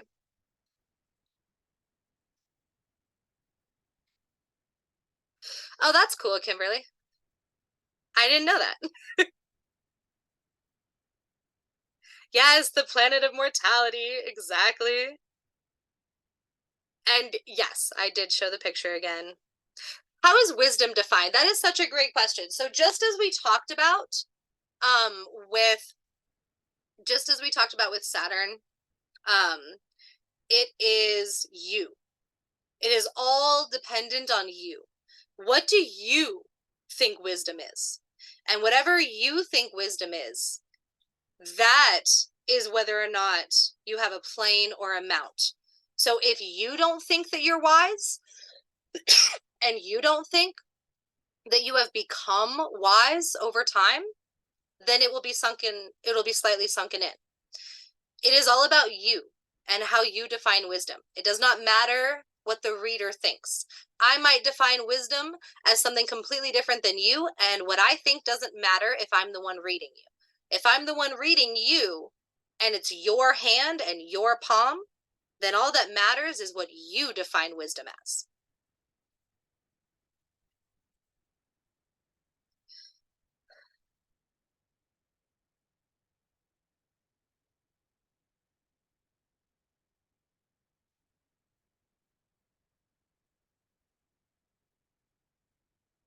Yes, that is a great question, Christy. So yes, there is also an in-between. That is a great question. There is also an in-between.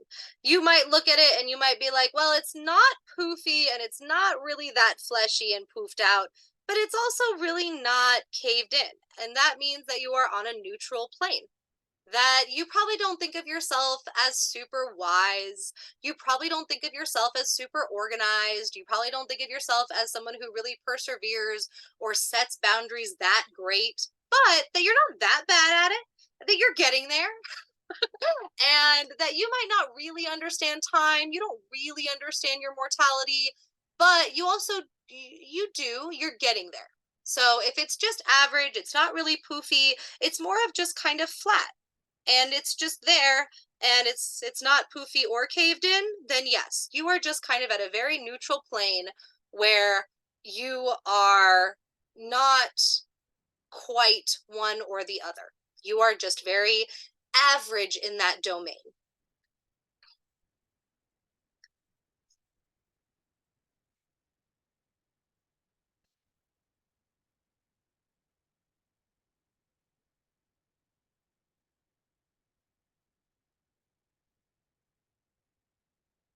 So yes, very typically, it is very typical. Saturn is hard. As I said, my Saturn is sunken in. It is difficult. Saturn is a hard one. Jupiter, I tend to see a lot of people with more poofy Jupiters. We tend to create morals and values for ourselves, and we tend to mostly, on the whole, follow those morals and values that we've set for ourselves. Whereas Saturn, it's a much bigger concept to become wise, to set boundaries, to understand time and space, to understand where you lie in time and space, and to also persevere, to set goals, to be organized, to actually complete the things that you want to get done, and to slowly obtain wisdom. All of those things are hard. They are very difficult things to do. And it's very common to have a slightly sunken in Saturn. Yes, they can. So your palm will change as you get older. And it's actually super interesting, and I love this about palm reading. When you look at people's hands who are a lot older, you can tell very easily, and it's kind of interesting, that their Saturn and their Apollo and their Mercury and their Jupiter tend to all be very fleshy. You tend to grow and get poofier in that area as you age, and there's a reason for that. usually and hopefully, as you age, you will tend to understand your morals, your ideology, your ethics, and also time and space and wisdom and intelligence. And you hopefully will gain a better understanding of these things as you get older. Hopefully. There's definitely some older people out there that have not grasped this. But yes, your palm does change as you age, and these things will all grow and sink as you morph and change and grow. Yep.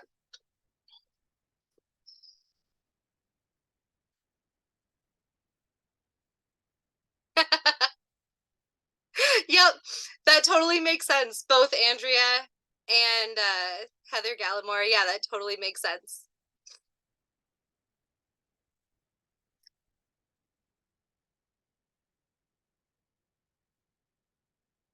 I'm only using your last name because there's two Heathers.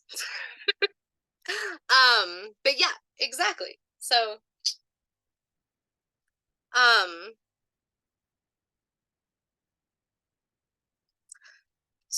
oh, hold on. There was one more.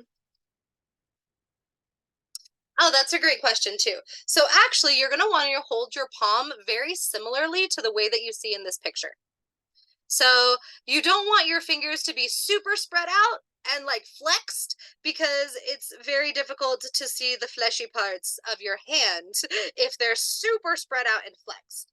But if they're more relaxed but not touching, then you tend to be able to see how your hand rises and falls, and the different parts, and where your planes and mounts are. When your hand is more relaxed, your fingers aren't quite touching, but they're relaxed.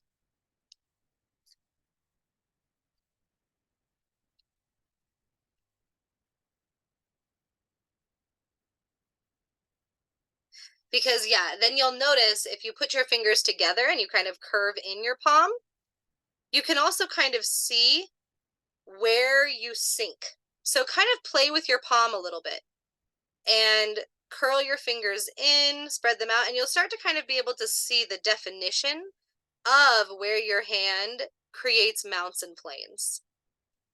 And so if you just hold it naturally and you kind of hold it relaxed, like I said before, you can see them. But if you also play with your palm a little bit, move your fingers around, you can kind of see where your planes sink and your mounts poof out.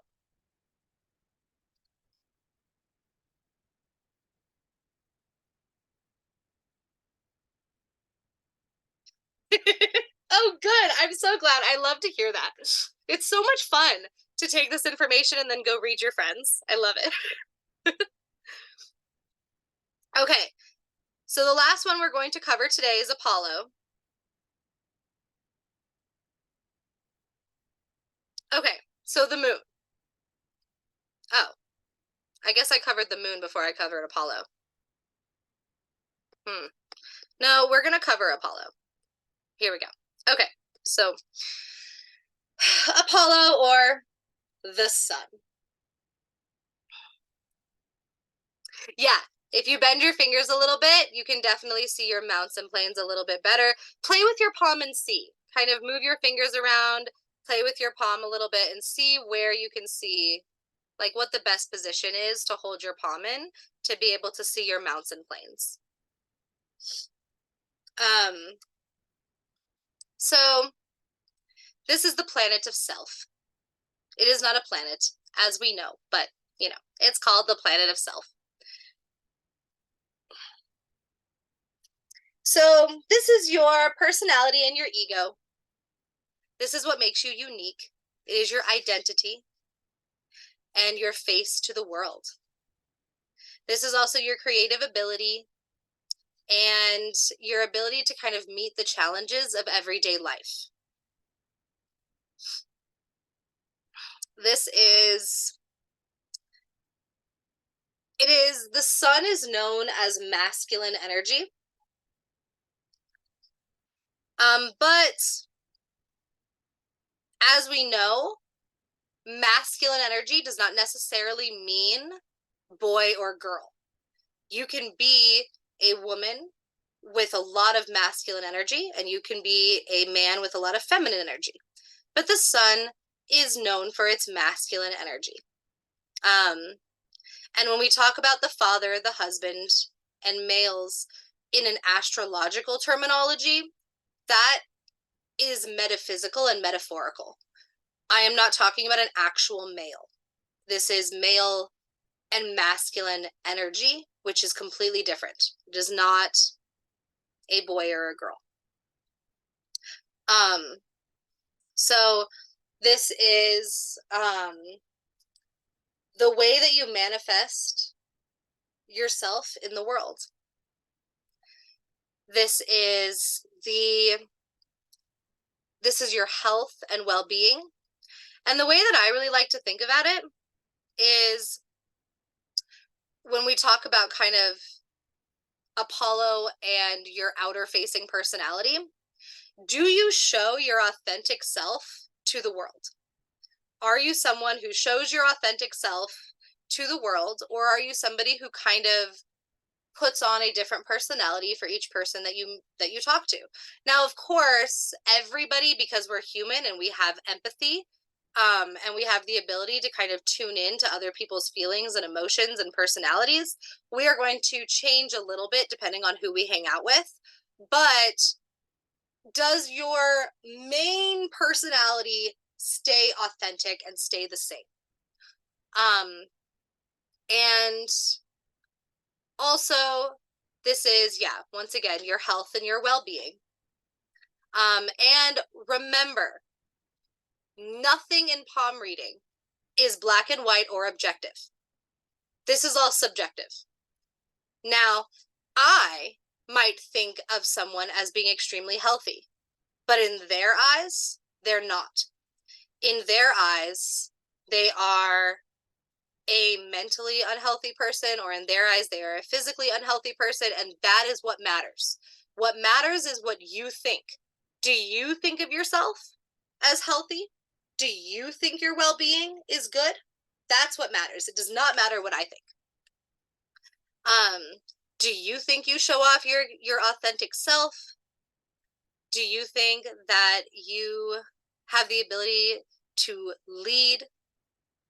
Do you think that you manifest your goals, your dreams, and your ambitions? Do you think that you are strong and that you have the will to succeed? Do you think that you give strength to others? That you help others to succeed?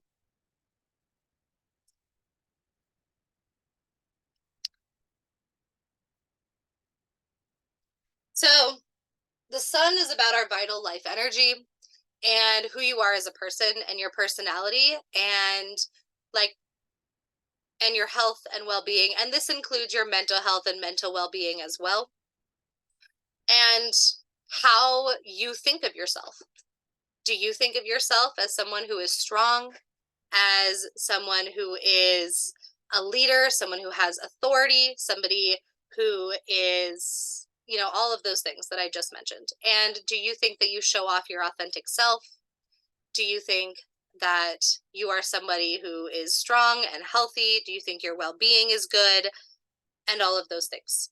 Is that something that you would identify with? That is what matters. And that is what's going to show up on your palm. There is not some objective, are you healthy? That is not palm reading. It is all about you and what you think and who you think you are. And yes, self-esteem plays a huge role in that.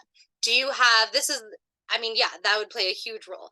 Do you have a lot of self-esteem is actually a great way to kind of put together all of those words that I just said. Exactly. Do you have high self-esteem? And yes, we are in Leo season. Yes.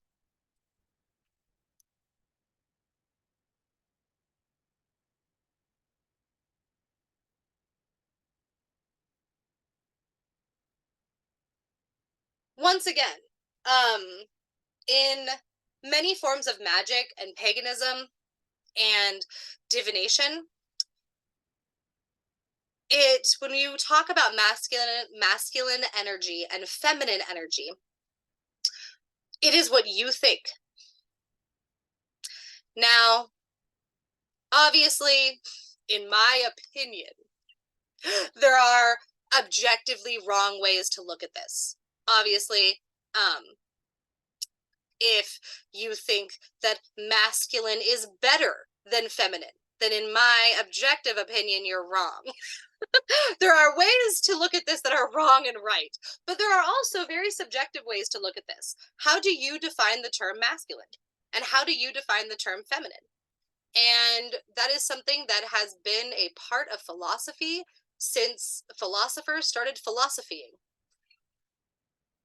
I know that's not a word. But it is a huge philosophical concept. What do you think is masculine and what do you think is feminine? And also, masculine and feminine are intertwined. It is a spectrum, and not only a spectrum, but it is a intertwined web. And there is no ultimate feminine and ultimate masculine. It is, what do you perceive to be masculine and feminine? And I hope that that changes over time. And my views on masculine and feminine change every day.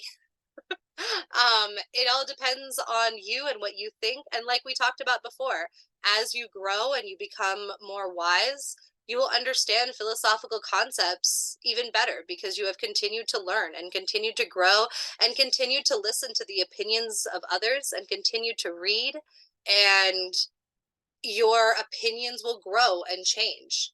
And masculine and feminine are huge philosophical concepts and terminologies that will continue to grow and change over time as we adapt and evolve as a species.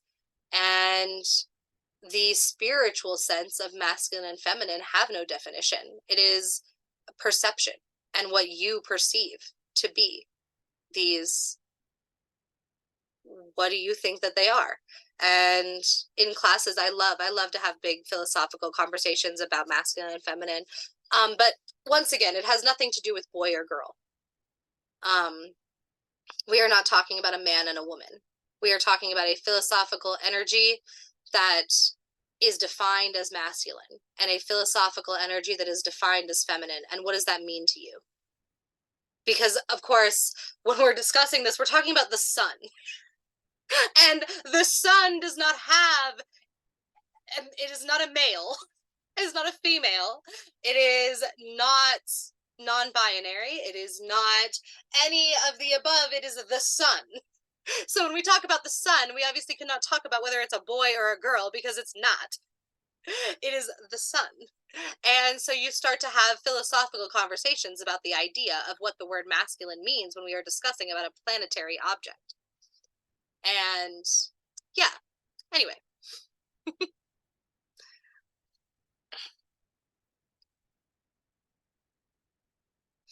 So let's go back to the picture. This will be the last one. I do know it's getting late. So this will be the last one, and then we will close and ask questions. So, back. So, we talk about Apollo, so that is going to be the one underneath your ring finger. And is it flat? Is it caved in? Is it poofy? And this is going to determine, are you somebody with high self-esteem? Are you somebody who shows off their authentic self? Are you somebody who feels as though they are strong, they have authority, that you have, once again, it does touch a little bit on wisdom, but more in a self-esteem way. Are you somebody who relies on ego? Or are you somebody that is able to put aside your ego in order to understand what other people are trying to communicate to you? Are you somebody who thinks very highly of yourself? Do you think very highly of others? And are you somebody who interacts in the world with authentic personality?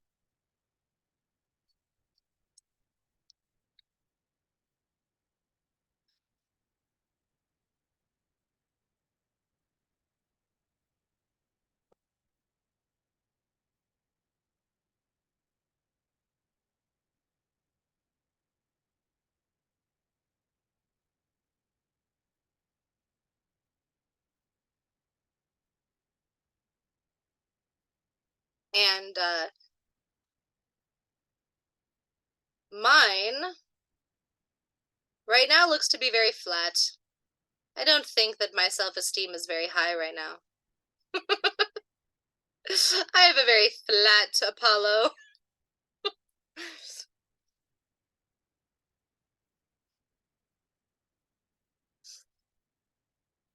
So I'm going to bring it back now.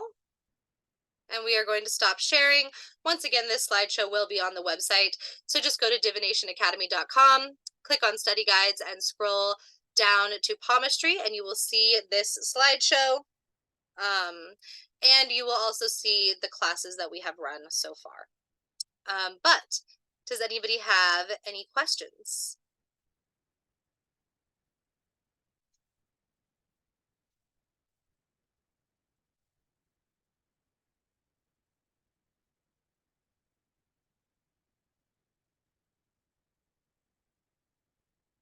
I'm also going to stop the recording so that if you would like to, you can speak. If anybody feels uncomfortable speaking on camera,